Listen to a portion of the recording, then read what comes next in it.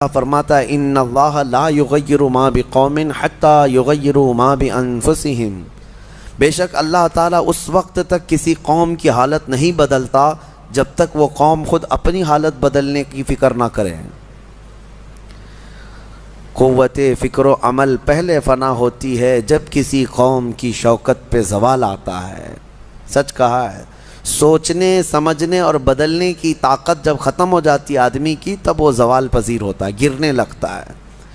جس کو یہ فکر ہے کہ مجھے بدلنا ہے، اللہ تعالیٰ کی طرف سے اس کے لیے دروازے اور کھولے جاتے ہیں۔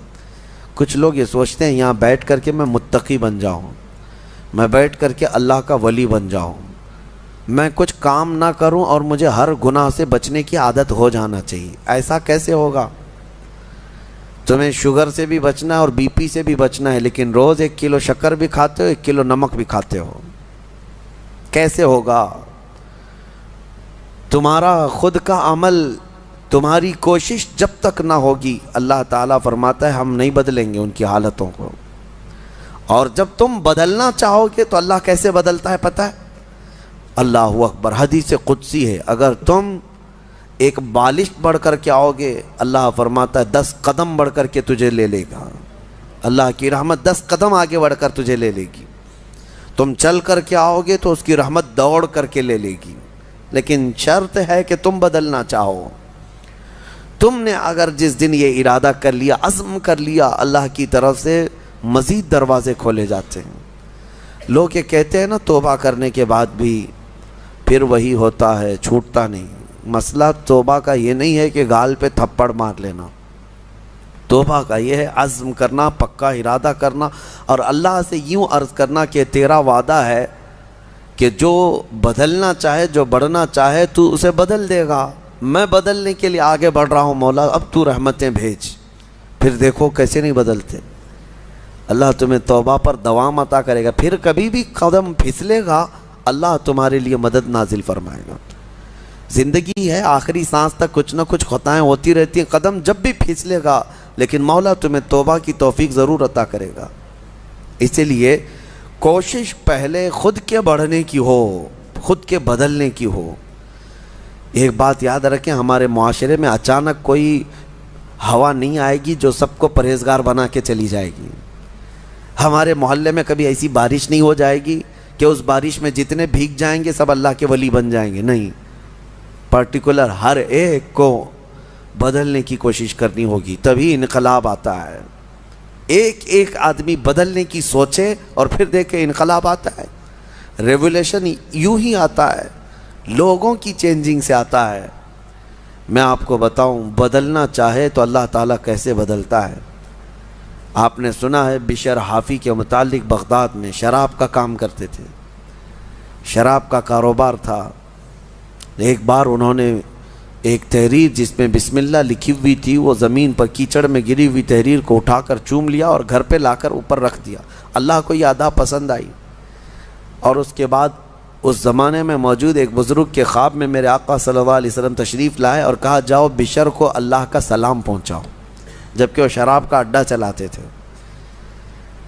تو اس بزرگ نے یہ سوچا کہ میرا یہ وہم ہوگا، 3 دن مسلسل خواب دیکھا، اس کے بعد آ کر کے بشر سے کہا اے بشر مجھے نہیں معلوم، لیکن مسلسل 3 راتوں سے میں خواب میں رسول اللہ کو دیکھ رہا ہوں، اللہ کی طرف سے تجھے سلام پہنچانے کا حکم فرما رہے تھے۔ تو مسلمان لیکن بھٹکے ہوئے، راستہ چینج تھا۔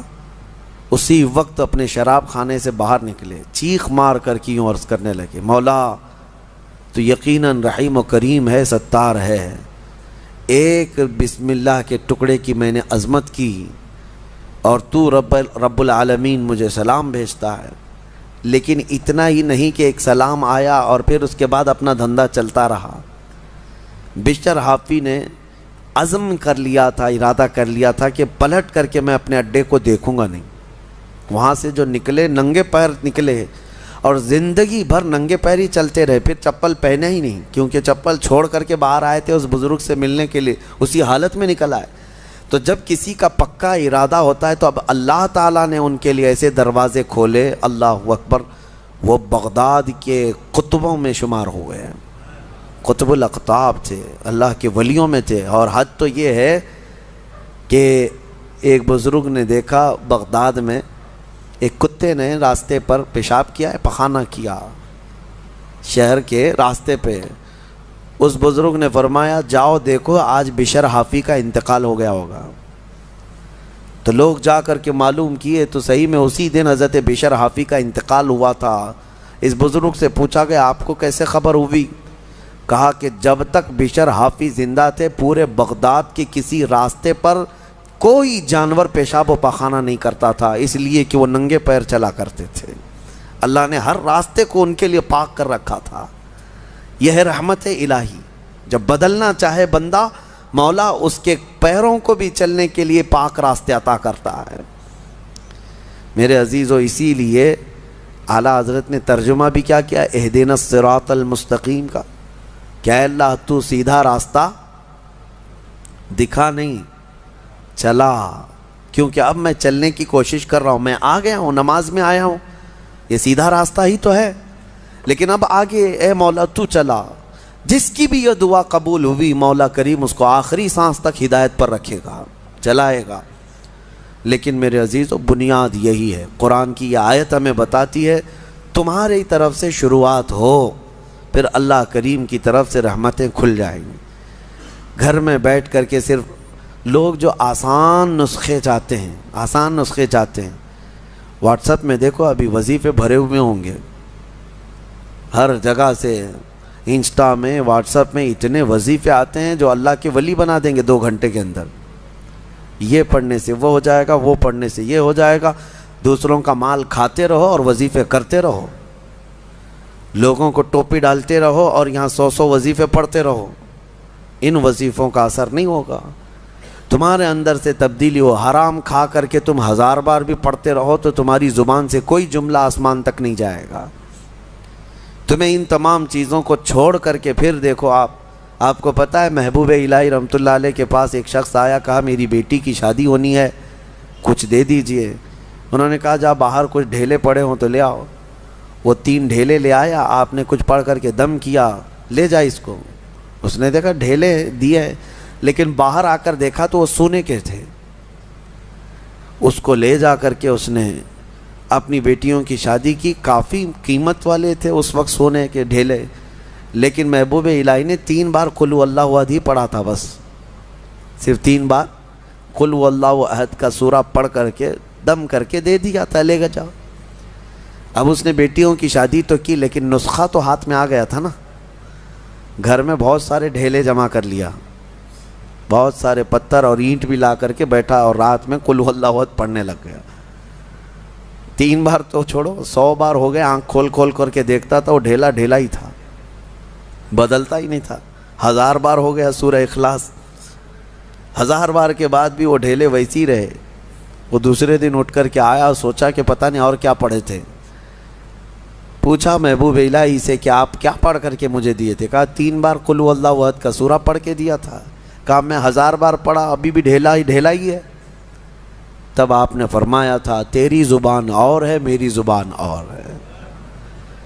اللہ کریم اس کے ان بندوں کی ہر بات کی لاج رکھتا ہے جو اس کے لیے بدل جاتے ہیں، اس کے لیے چھوڑ دیتے ہیں ہر چیزیں. یقیناً آج آپ کے لیے بھی بہت ساری ہیں دعائیں آپ کی مستجاب ہوں گی، اللہ آپ کی زبان میں اثر عطا کرے گا. اس کے لیے کچھ چیزیں چھوڑنے کی کوشش کرو.